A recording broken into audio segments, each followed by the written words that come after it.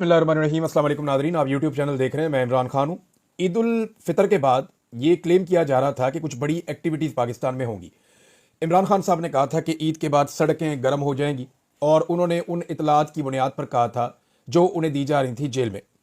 अब मामला ये है कि वो खबरें तो नहीं है, लेकिन खबरें ये हैं कि पाकिस्तान तहरीक इंसाफ के अंदर इख्तलाफात बढ़ रहे हैं। खैबर पख्तूनख्वा की हुकूमत से या पाकिस्तान तहरीक इंसाफ की क़यादत से नौजवानों की दूरियां पैदा हो रही हैं। नौजवानों ने अपने प्रोग्राम शुरू कर दिए हैं जो पाकिस्तान तहरीक इंसाफ से ताल्लुकात रखते हैं। अली अमीन गंडापुर साहब जो हैं वो कई मरतबा बार बार बहुत सारे लोगों के सामने ये दावा कर चुके हैं कि वो इमरान खान साहब को अगले 2 माह में बाहर निकाल कर ले आएंगे। और ये दावा अली अमीन गंडापुर साहब ने हुकूमत में आने के बाद से लेकर अब तक तीसरी मरतबा किया है। 26वीं आईनी तरमीम के मौका पर भी उन्होंने ये दावा किया था कि मुझे, यानी उस वक्त जब ये एहतजाज वगैरह चल रहे थे, इमरान खान साहब उसको रोकना चाहते थे, और उस वक्त भी अली अमीन गंडापुर साहब ने दावा किया था कि मेरे मुताबिक मामलात को चलने दें, मैं इमरान खान साहब को 2 माह में वापस ले आऊँगा। लगभग 7-8 लोग जो है उन्होंने ये क्लेम किया, बल्कि वो उनमें से कुछ लोग हैं वो हल्फन ये कहते हैं कि अली अमीन गंडापुर साहब निजी महफिलों में हमेशा यही कहते हैं कि इमरान खान साहब अवामी तहरीक से नहीं बल्कि सेटलमेंट से बाहर आएंगे।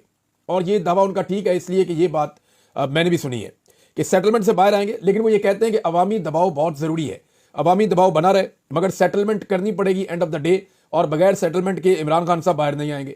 जबकि इमरान खान साहब जेल में लंबा अरसा रहने के लिए तैयार हैं, मगर वो कोई डील नहीं करना चाहते। अब खैबर पख्तूनख्वा के नौजवान अपने वज़ीर आला के फैसलों के खिलाफ बोलना शुरू हो गए हैं। और खैबर पख्तूनख्वा के पेशावर में जो एक अभी दोबारा हुआ सेमिनार या एक जो पार्टी का एक इजलास हुआ जिसके अंदर बहुत बड़ी तादाद में नौजवान शरीक हुए कन्वेंशन में, तो उसमें अली अमीन गंडापुर साहब के 2 फैसलों पर नौजवानों ने शदीद तनकीद की और उनके खिलाफ नारेबाजी भी की। नंबर 1, बैरिस्टर सैफ की तैनाती के खिलाफ। वो ये कहते हैं जी बैरिस्टर सैफ को फारिग किया जाए, ये खैबर पख्तूनख्वा का मोहसिन नकवी है। और दूसरा जो है वो माइन एंड मिनरल्स का जो बिल है उसके खिलाफ भी नौजवानों ने आवाज़ उठाई और तनकीद की। खैबर पख्तूनख्वा हुकूमत में उन्होंने मुतालबा किया कि इस बिल को पास ना करवाया जाए जब तक कि इमरान खान साहब खुद नहीं कहते कि इसको पास करवाया जाए। इससे पहले भी अली अमीन गंडापुर साहब ने बहुत सारे ऐसे अहकामात इमरान खान साहब ने दिए हैं जिन पर उन्होंने अमल दरामद नहीं किया। उनमें से कुछ मैं आपके सामने रख देता हूं। इमरान खान साहब ने कहा था कि तैमूर झगड़ा को वजीर बनाया जाए। खैबर पख्तूनख्वा की काबीना में उन्होंने ये नहीं किया। इमरान खान ने बाकायदा कहा और फिर पैगाम भी भिजवाया कि आईजी खैबर पख्तूनख्वा को डिसोन करे अली अमीन गंडापुर और पब्लिकली उनके खिलाफ बात करें जो वो ज्यादती कर रहे हैं। लेकिन इसके ऊपर भी गंडापुर साहब ने अमल दरामद नहीं किया। डी चौक से जो लोग लापता हुए थे, यानी पहले ये बताया गया कि 100 के करीब लोग लापता हैं, फिर आहिस्ता आहिस्ता 35 तक तादाद पहुंच गई। जब तादाद 35 तक पहुंच गई तो मैं लगातार पाकिस्तान तहरीक इंसाफ के लोगों से पूछता रहता हूं कि जनाब वो जो लापता अफराद है उनका डाटा किधर है, वो बंदे किधर हैं। वो जो नंबर शुरू के अंदर दिए गए थे वो तो नंबर ही काम नहीं कर रहे। तो उन्होंने बताया जी जिन लोगों के नंबर मौजूद थे वो सारे के सारे लोग मैनेज किए गए हैं, उन सारे लोगों के ऊपर दबाव डाला गया है। इसमें खैबर पख्तूनख्वा की जो पुलिस है उसने भी मदद की है, जो इदारे हैं उनकी या मिलिट्री एस्टेब्लिशमेंट की मदद उन्होंने भी की है। और ये जो 35 अफराद हैं, अब इनमें से किसी से भी या किसी के भी लवाहिकीन के साथ कोई राब्ता नहीं हो रहा। ये जो लोग डी चौक से लापता हुए थे उनके मामले में मैं आपको बता रहा हूं, और मुझे ये पाकिस्तान तहरीक इंसाफ की क़यादत के अंदर से लोगों ने बताया कि अब उनसे राब्ता नहीं हो रहा। इसमें इमरान खान साहब ने जो अहकाम दिए इस हवाले से, या डी चौक के ऊपर जो जुल्म और बर्बरियत हुई, देखें डी चौक के ऊपर गोली चली, अली अमीन गंडापुर के सूबे के लोग शहीद हुए, उनके साथ जो लोग गए थे उनकी क़यादत में वो लोग शहीद हुए, और अली अमीन गंडापुर साहब उनको खुद दावत देकर अपने साथ लेकर गए थे। इनकी जिम्मेदारी थी उनकी हिफाजत करनी। लेकिन जो लोग शहीद हो गए, क्या अली अमीन गंडापुर साहब ने उन्हें इंसाफ दिलाने की कोशिश की? अब तक अली अमीन गंडापुर साहब किसी अदालत में पेश नहीं हुए जहां पे उनका मुकदमा लड़ा जा रहा है। किसी फोरम पे उन्होंने खुद पेश होकर कोई एक्टिविटी नहीं की, ना उन्होंने अपने लोगों से करवाई है। यानी सीसीटीवी फुटेज भी वो हासिल नहीं कर सके। अदालतों के अंदर लापता अफराद के हवाले से भी कोई पटिशन दायर नहीं की गई। हत्ता कि एक FIR दर्ज करवानी थी, उसके लिए अदालत में जो इन्होंने एक इस्तगासा दायर किया है वहां पे भी पाकिस्तान तहरीक इंसाफ की क़यादत मौजूद ही नहीं होती। यानी अगर पाकिस्तान तहरीक इंसाफ की क़यादत से आप पूछें या जब भी वो तारीख आती है तो अगली तारीख मिल जाती है और लंबी तारीख मिल जाती है, इसलिए कि पाकिस्तान तहरीक इंसाफ की क़यादत उसको संजीदगी से लेती नहीं। होना तो ये चाहिए था कि जिन लोगों को अली अमीन गंडापुर साहब लेकर गए थे और जो वहां पर शहीद कर दिए गए, उनका मुकदमा अली अमीन गंडापुर साहब खुद लड़ते और वो ये कहते कि जनाब मैं अदालत में आकर खड़ा हूं, मुझे इंसाफ दिया जाए, मेरे साथ ये लोग आए थे पाकिस्तान के बेहतर मुस्तकबिल के लिए और इन्होंने अपनी जानें कुर्बान कर दी हैं, मैं इनके लिए इनके साथ खड़ा हूं। ना लापता अफराद के हवाले से कुछ हुआ, हालांकि इमरान खान साहब ने कहा, ना ही सीसीटीवी फुटेज के हवाले से कुछ किया, हालांकि इमरान खान साहब ने कहा, ना ही जो लोग कत्ल हो गए उन कत्लों के बारे में कोई मामला आगे बढ़ाया गया या उठाया गया, हालांकि इमरान खान साहब ने कहा। सिर्फ एक सवाल पूछ लेने से कि गोली क्यों चलाई, ये तो सोशल मीडिया भी पूछ रहा है, तो ये सवाल पूछ लेने से कोई गोली चलाने वाला आपको जवाब तो नहीं देगा ना। गोली चलाने वालों ने जवाब दिया ना, जो ओवरसीज डॉक्टर्स आए थे अमेरिका से, उनको साफ कहा जी वहां तो गोली चली नहीं, वहां तो ऐसा कुछ हुआ ही नहीं, वो तो खैबर पख्तूनख्वा के लोग असला लेकर आए थे, तो उन्होंने तो उन पर डाल दिया है। चौथी बात यह है कि दोनों मरतबा इमरान खान साहब ने अली अमीन गंडापुर साहब को हदायत की कि आप डी चौक जरूर पहुंचिएगा, लेकिन वो डी चौक नहीं पहुंचे। एक मरतबा वो डी चौक जाने की बजाय डी के बाहर से ही आवाम को छोड़कर खैबर पख्तूनख्वा हाउस चले गए, केपी हाउस में, और वहां से फिर वो बहुत सारी पहाड़ियां क्रॉस करके और बेशुमार जिले क्रॉस करते करते वो वापस खैबर पख्तूनख्वा पहुंच गए। और आईजी इस्लामाबाद से वो छुपते रहे। अली नासर रिजवी बमुकाबला अली अमीन गंडापुर, एक है लाखों लोगों के मैंडेट वाला वजीर आला और एक है सिंपल एक सीएसएस किया हुआ ऑफिसर। और अब अली नासर रिजवी से अली अमीन गंडापुर छुप रहा था और अपने आप को बचा रहा था, बारिश में भीग रहा था, एक मजलूमियत की तस्वीर बना हुआ था एक सूबे का वजीर आला। इससे ज्यादा शर्मिंदगी की बात हो नहीं सकती। पाकिस्तान की तारीख में कोई दूसरा वजीर आला आज तक किसी आईजी से या पुलिस वाले से छुपता हुआ नहीं पाया गया, बल्कि जब इस ओहदे पे आप बैठते हैं तो फिर आपके ऊपर आवाम की जिम्मेदारी होती है, आपको सामना करना पड़ता है, लेकिन अली अमीन गंडापुर साहब ने सामना नहीं किया। दूसरी बार जो है वो बुशरा बीबी साहबा को लेकर वो डी चौक पहुंचने की बजाय उसके करीब पहुंच के वहां से वापस मुड़ गए और वहां पे जो है बहुत सारे कारकुन शहीद हो गए। और भी कई अहकामात हैं, बयानबाजी से लेकर वफाक और एस्टेब्लिशमेंट से राब्तों पे बहुत सारी जगहों पे अली अमीन गंडापुर साहब ने इमरान खान साहब के अहकामात नहीं माने। अब ईसा नकवी साहब ने एक खबर दी है और ये खबर मैं आपके साथ शेयर करता हूं, बड़ी इंटरेस्टिंग है। ईसा नकवी साहब इंटरव्यू दे रहे थे, बात कर रहे थे, और वो ये बात कर रहे थे जनाब असदुल्ला साहब से। उन्होंने कहा कि जब इमरान खान की बहनों को गिरफ्तार किया गया तो उस वक्त पाकिस्तान तहरीक इंसाफ रहनुमा एक वलीमे में मौजूद थे और इनमें कुछ लोग अलीमा खान के धरने की मुखालफत कर रहे थे। एक साहब ने कहा कि खान साहब कहते हैं कि गंडापुर जब भी एस्टेब्लिशमेंट से बात का कहता है तो जेल में मुझ पर सख्तियां बढ़ जाती हैं। उधर इमरान खान की बहनें जो हैं उनको पता नहीं किधर वीराने में जाके फेंक रहे हैं, ये इधर रहनुमा जो है पीटीआई के वो वलीमा एंजॉय कर रहे हैं। ये ईसा नकवी साहब की खबर है, गालिबन इन्होंने खुद सुना या किसी को कहते हुए सुना। इन्होंने कहा जी एक साहब ने कहा कि खान साहब कहते हैं कि गंडापुर जब भी एस्टेब्लिशमेंट से बातचीत करता है तो जेल में मेरे ऊपर सख्तियां शुरू हो जाती हैं। अब ये कैसे हो जाती है, गौर करें। अब जब भी कोई बातचीत का माहौल बनता है या बनाया जाता है उस वक्त इमरान खान साहब के ऊपर वाकई सख्तियां शुरू हो जाती हैं जेल में, और वो इस बात का शिकवा पहले भी कर चुके हैं। बैरिस्टर सलमान सफदर साहब ने एक स्टेटमेंट दिया है इमरान खान साहब को लेकर और उनके केसेस को लेकर, क्योंकि देखें इमरान खान साहब को जिन केसेस में अंदर रखा हुआ उनका कानून के साथ तो ताल्लुक कोई है नहीं। अब इस पे बैरिस्टर सलमान सफदर साहब ने कुछ हकायक सामने रखे हैं। उन्होंने कहा काफी अरसा से केसेस इल्तवा का शिकार है, हमारी बार बार की दरखास्त के बावजूद तोशा खाना का केस नहीं लगाया जा रहा। जिस दिन केस लगेगा उसी दिन या उसी हफ्ते खत्म हो जाएगा। अगर इमरान खान पर 300 केस हैं तो 295 केसों में इमरान खान की या तो जमानत हो चुकी है या फिर इमरान खान बरी हो चुके हैं। इमरान खान अब 2022 का जो सिलसिला शुरू हुआ है 2025 गुजर रहा है, इस सिलसिले की रोकथाम होनी चाहिए और इमरान खान की रिहाई अब हो जानी चाहिए। यानी अब इमरान खान साहब को मजीद अंदर रखने का पहले भी कोई कानूनी जवाब तो था नहीं, अभी भी कोई कानूनी जवाब नहीं है, लेकिन इस निज़ाम ने इमरान खान को खौफ की वजह से अंदर रखा हुआ है। दो चीज़ें जिसकी इंफॉर्मेशन इमरान खान साहब तक पहुंचनी चाहिए, उन दोनों चीज़ों की इंफॉर्मेशन अभी तक इमरान खान साहब को नहीं दी गई। नंबर एक, जो काटलंग में ड्रोन हमला हुआ था, खैबर पख्तूनख्वा के जिला मर्दान में काटलंग के इलाके में जो ड्रोन हमला हुआ जिसमें मासूम शहरी खवातीन और बच्चे शहीद हो गए थे, इस मामले को दबाने की पूरी कोशिश की गई है और इस मामले को इमरान खान साहब के सामने नहीं रखा गया, उनको नहीं बताया गया, ना ही उनका मौक़िफ़ लिया गया है। बैरिस्टर सैफ ने मुलाकात की, नहीं बताया। आजम सवाती ने मुलाकात की, नहीं बताया। अली अमीन गंडापुर ने मुलाकात की, इसके बारे में कोई खबर बाहर नहीं आई।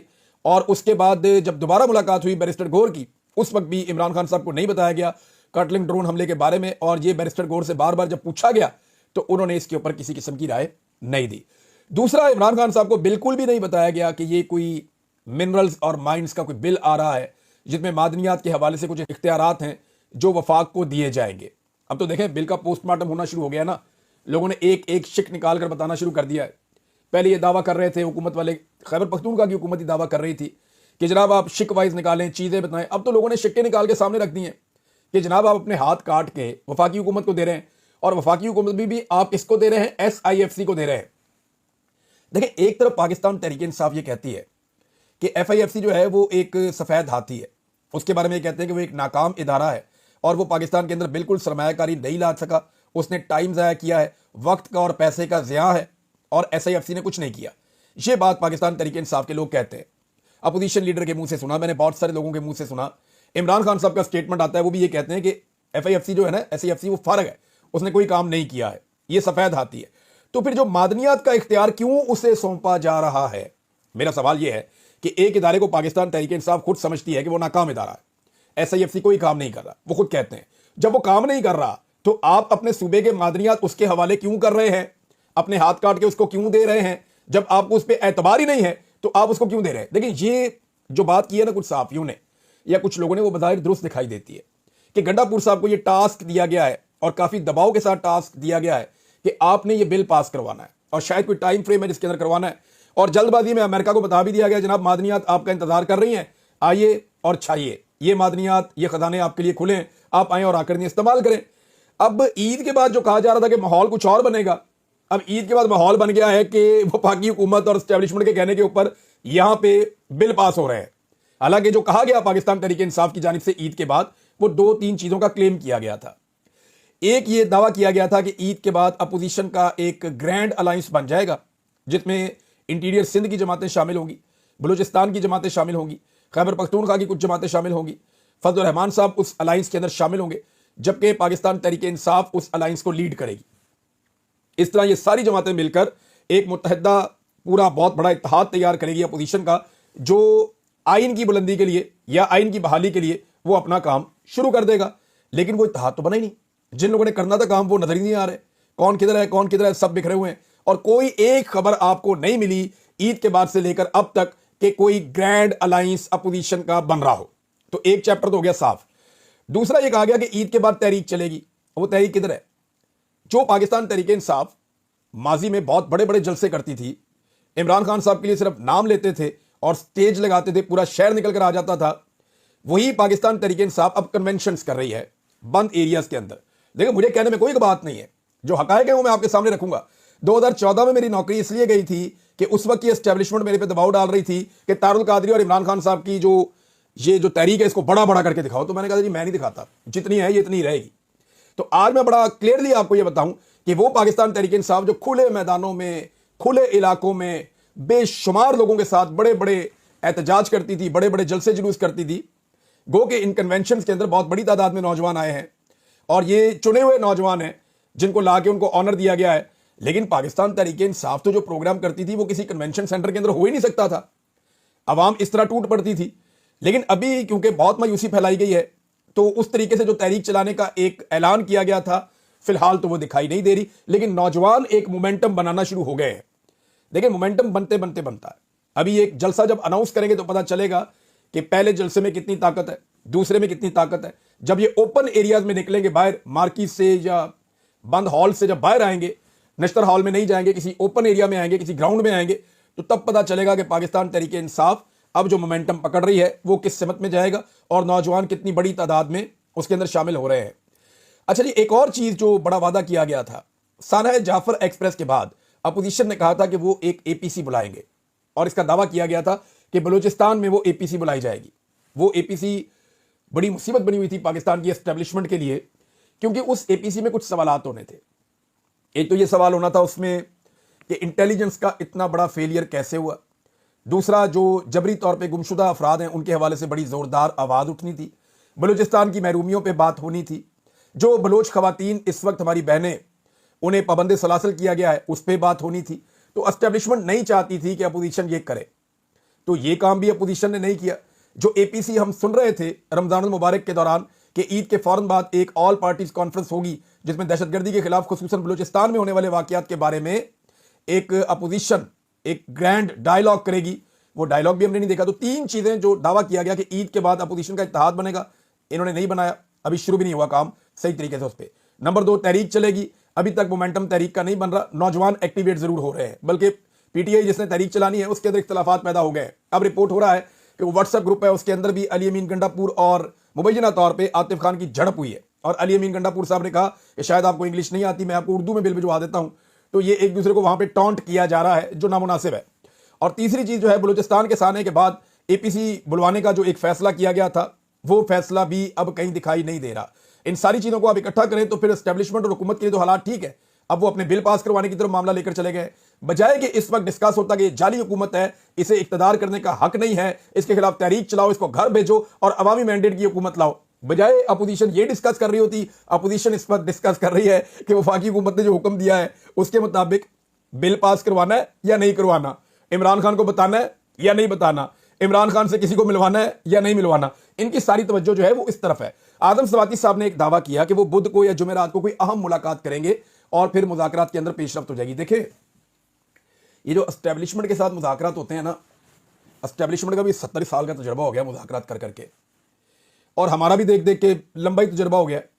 एस्टेब्लिशमेंट के साथ जब भी मुज़ाकरात होते हैं ना, वो कभी भी अनाउंस करके नहीं होते, और जो अनाउंस करके और डेटे देकर होते हैं ना, वो मुज़ाकरात कभी भी एस्टेब्लिशमेंट के साथ नहीं होते। ये इमेच्योर बातें आदम सवाती साहब की, ऐसे नहीं हो सकता। देखें, मलिक अहमद खान ने एस्टेब्लिशमेंट के साथ पूरी डील मुकम्मल की थी, आखिरी वक्त तक किसी को कानो कान खबर नहीं हुआ था। एस्टेब्लिशमेंट ऐसे काम डालती है, और इस मेच्योरिटी के साथ चाहे गलत काम किया, लेकिन मलिक अहमद खान साहब ने रिजीम चेंज ऑपरेशन तक ऐसी खामोशी से कार्रवाई डाली। या मोहसिन नकवी के बारे में मैंने एक दफा खबर दी थी, और यह था 19 फरवरी 2022। मैंने तब बताया था कि एक मीडिया चैनल का मालिक बहुत जबरदस्त तरीके से इन्वॉल्व है और बड़ी कार्रवाई का हिस्सा बन गया है। वो चीजें सारी मैंने उस वक्त बताई थी। और फिर मलिक अहमद खान साहब के बारे में मैंने बताया था कि एक बंदा है, वो रावलपिंडी के पीसी होटल में ठहरता है और वहां से वो जीएचक्यू में जाता है। तो ये बड़ी खामोशी के साथ कार्रवाई हुई थी, बड़े ही आराम और इत्मीनान के साथ, किसी को कानो कान खबर नहीं हुई। ये है तरीकाकार। ये इमेच्योरिटी है कि टीवी पे आगे बैठ गए आदम सवाती साहब बता रहे हैं कि मेरी ना बुध या जुमेरात को किसी बंदे से मुलाकात होनी है। मैंने एक मैसेज जो है वो आरिफ अलवी साहब को भी कर दिया, डॉक्टर आरिफ को भी, और बड़ी जल्दी जो है वो चीज़ें मुझे पता चल जाएंगी, फिर मैं आपको बताऊंगा क्या हुआ। ऐसे होते हैं एस्टेब्लिशमेंट से मुज़ाकरात, ऐसे सिर्फ मजाक हो सकता है, मुज़ाकरात नहीं हो सकते। नाज़रीन, हैरत अंगेज तौर पर मैं एक और चीज़ नोट कर रहा था। वो सहाफ़ी जो एस्टेब्लिशमेंट की ख्वाहिशात को खबर बनाकर पेश करते हैं, उनमें से चंद सहाफ़ी अचानक से हैरत अंगेज तौर पर अली अमीन गंडापुर साहब और बैरिस्टर घोर साहब की हमायत में आकर खड़े हो गए। देखिए, ये दोनों इमरान खान साहब के साथी हैं। इमरान खान साहब ने दोनों को लगाया। अली अमीन गंडापुर को वज़ीर आला खैबर पख्तूनख्वा किसने लगाया? इमरान खान ने लगाया। हटाने का इख्तियार किसके पास है? इमरान खान साहब के पास है, क्योंकि मैंडेट इमरान खान साहब का है। बैरिस्टर घोर को चेयरमैन पाकिस्तान तहरीक इंसाफ का किसने लगाया? इमरान खान साहब ने लगाया। हटाने का इख्तियार किसके पास है? इमरान खान साहब के पास है।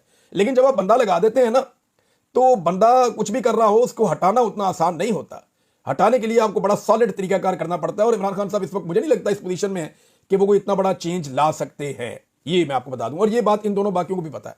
लेकिन हैरत अंगेज तौर पे एस्टेब्लिशमेंट की ख्वाहिशात को खबरें बनाकर पेश करने वाले कुछ सहाफ़ी, वो इस वक्त अली अमीन गंडापुर और बैरिस्टर घोर साहब के दिफा में सामने आ गए हैं, और ये चीज़ इन दोनों को सूट नहीं करेगी। अब इन्हें देखना ये चाहिए कि ये इनके खिलाफ साजिश हो रही है, या वाकई में ये चाहते हैं कि वो इनका दिफा करें, या वो वाकई में इनका दिफा कर रहे हैं। क्योंकि इस तरह के लोग जब दिफा करेंगे तो इमरान खान साहब की पार्टी के अंदर इन लोगों के बारे में मजीद बददिली पैदा होगी।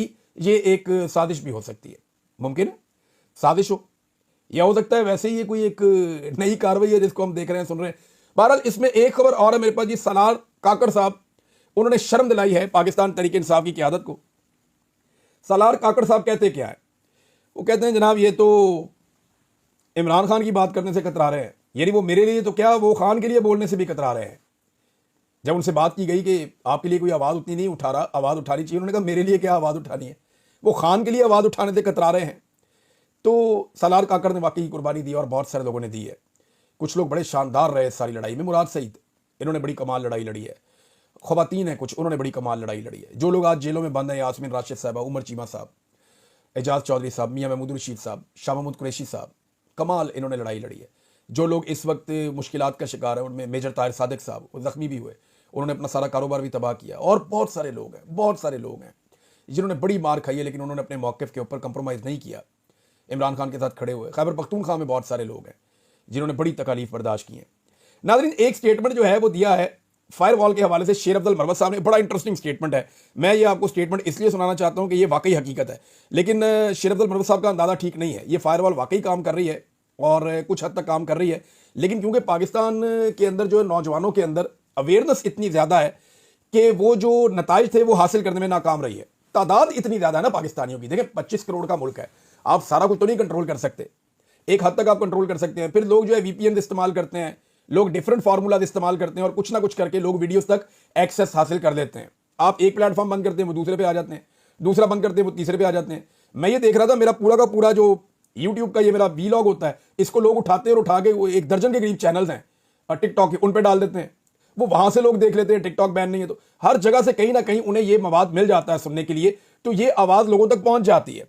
वो ये कहते हैं कि पीटीआई के सोशल मीडिया को कंट्रोल करने के लिए 40 अरब में चीनी कंपनी को फायरवॉल का ठेका दिया गया, मगर फायरवॉल का मकसद पूरा नहीं हुआ जिस तरह वो चाहते थे। फायरवॉल सोशल मीडिया पैगामात को फिल्टर नहीं कर सकी, 40 अरब खूह खाते डूब गए। सीनियर क़यादत ने इस पर इंक्वायरी ऑर्डर कर दी है, शेर अफजल मरवत का दावा। वैसे ये काम जो है ना, ये करना चाहिए। मैं हर काम इसलिए कह देता हूं कि वो पब्लिक अकाउंट कमेटी के चेयरमैन है जुनैद अकबर साहब, उन्हें चाहिए कि फायरवॉल के मुतालिक सारी तफसीलात मंगवाएं। पाकिस्तान में ट्विटर क्यों बंद है, इसकी भी तफसीलात मंगवाएं। फायरवॉल जो है वो कितने की लगी, किसने लगाई, कौन कौन रिस्पॉन्सिबल है, जरा सारी तफसीलात मंगवाएं। ये तफसीलात वो मंगवाएंगे तो हकायक कौम के सामने आएंगे। अगर वो इस ओहदे के ऊपर आए हैं तो फिर ये काम करें, वरना फिर इस्तीफा दे के जान छुड़ाएं। अगर इस ओहदे पे काम कोई नहीं करना था, फिर ओहदे पे बैठ के और एहसान लेने का किसी का फायदा कोई नहीं है। अब तक के लिए इतना ही, अपना ख्याल रखिएगा।